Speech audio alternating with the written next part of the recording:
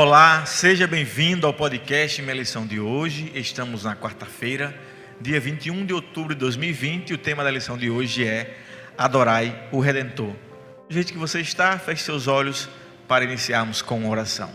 Santo e amado Pai, muito obrigado mais uma vez, porque através do Teu Filho podemos ter vida eterna. Obrigado também porque iremos agora estudar a lição da escola sabatina. Nos abençoa em nome de Jesus. Amém. Na lição de hoje, nós temos a ideia de que Cristo é o centro das profecias e a sua centralidade na doutrina na doutrina da criação, porque nós vemos que João capítulo 1, do 1 ao 4, aponta para Cristo como estando e sendo Criador. E também, claro, nós temos o ministério de Cristo aqui na terra, nascendo, vivendo, não pecando, morre por nós de maneira expiatória, depois ressuscita e vai assunto ao céu. O apóstolo Paulo, inclusive, Juscelino, nos dá a morte de Cristo como uma assinatura de que a redenção foi válida e que nós também um dia iremos ressuscitar por causa do sacrifício de Jesus. Ele chega a dizer que se Jesus Cristo não ressuscitou, é vã a nossa fé. Se não há uma recompensa final, se não há um destino final, não faz diferença o que está acontecendo. Era isso que Paulo queria trazer à tona na mente daqueles homens. Não é só compreender de onde vimos, não é só compreender a nossa situação atual. Precisamos ter firme em nosso coração a esperança de uma vida nova em Cristo Jesus. Uma das doutrinas centrais do pensamento paulino, pastor, é justamente a ideia do resgate, né? Da redenção. E é bom lembrar também que a lição traz o tema de que nós temos um propósito maior. Nós fomos criados com um propósito maior, que foi sermos criaturas de Deus, e temos um propósito que é o propósito da redenção e da salvação. Se não fosse isso, a lição retrata que nós seríamos simplesmente animais, apenas que viveriam, depois morreriam, virariam carcaça e só. Mas não. Nós temos alguém que nos criou e que necessita e que nós necessitamos de adorá-lo para nos parecer mais com ele. Pastor, tem muita gente que acha que a doutrina da redenção é uma doutrina sem sal, uma doutrina inútil, uma doutrina periférica. Quase ninguém fala sobre redenção mais na igreja.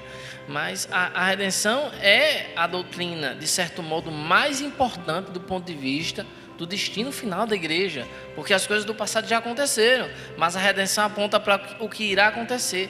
A redenção, se bem entendida, e agora do ponto de vista da cosmovisão, é a redenção que me ajuda a entender como eu devo agir. Por exemplo, vamos supor que eu já parto da premissa de que Deus criou o mundo. Segundo, a de que existe um problema, né, que é a doutrina da queda, de que os homens são pecadores. Eu sei de onde vim, eu sei qual é o problema que existe. A questão é, como eu vou corrigir isso? E aí alguns podem pensar, olha, o ideal de Deus é uma vida em harmonia. Os homens são pecadores. E baseando-se tanto na ideia de que Deus tem um mundo ideal assim, quanto na ideia de que nós somos pecadores, eu acho que o jeito da gente reaver a condição original é brigando, é lutando, as classes se batendo. De maneira nenhuma, né? A Bíblia deixa bem claro que a redenção vem através do sacrifício de um ser, que é um ser puro, perfeito, que foi Jesus Cristo, e através disso teremos redenção. Nenhuma outra maneira.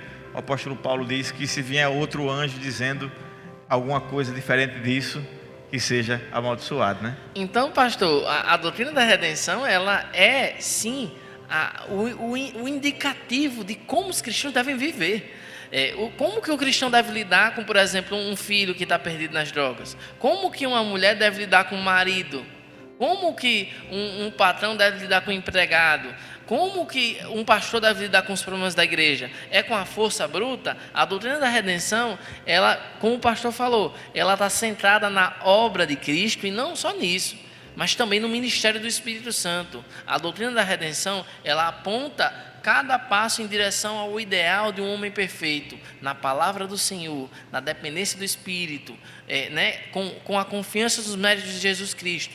A redenção terá sua culminância no retorno de Cristo, que nossos corpos serão glorificados. E lembrando também que aponta para a volta de Cristo, para a glorificação e aponta para a criação. A lição deixa bem claro que adorar o Redentor, que é mais um tijolinho para que nós estamos colocando sobre a cosmovisão, adorar a Ele nos dá propósito, adorar a Ele nos torna parecidos com Ele e nos leva para um ideal maior. Por isso que Apocalipse 14 nos manda adorar aquele que fez o céu, a terra, o mar e a fonte das águas, uma alusão direta ao Cristo Criador. Interessante é que lá em Apocalipse 12, quando fala sobre a vitória do povo de Deus remanescente, né, diz que eles venceram pelo sangue do Cordeiro, né, que eles tinham as vestiduras lavadas no sangue do Cordeiro.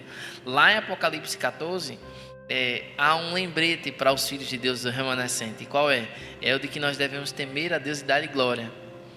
E aí também tem uma alusão à própria criação lá, quando fala, porque Ele é o Criador dos céus, da terra, do mar, das fontes das águas. Então, há dois elementos constitutivos da mensagem do remanescente. A ideia do Apocalipse 12 é: o remanescente vencerá, porque terá a sua vida na redenção de Jesus Cristo, no sangue de Jesus Cristo. Jesus Cristo é o centro. Em Apocalipse 14 o centro é: o remanescente cumpre a lei de Deus, o remanescente voltou ao ideal da criação. Logo, criação e redenção são parte da mensagem do remanescente fiel de Deus no tempo do fim. Por isso que a lição nos traz a complementação de que a volta de Cristo, ela é o ápice do plano da redenção, em que Deus vai encerrar esse processo que está sendo maravilhoso e que nós temos o privilégio de estar no meio dele, sendo beneficiados com isso. Que Deus te abençoe, se apegue à salvação de Cristo. Mais uma vez, um forte abraço e até o próximo podcast.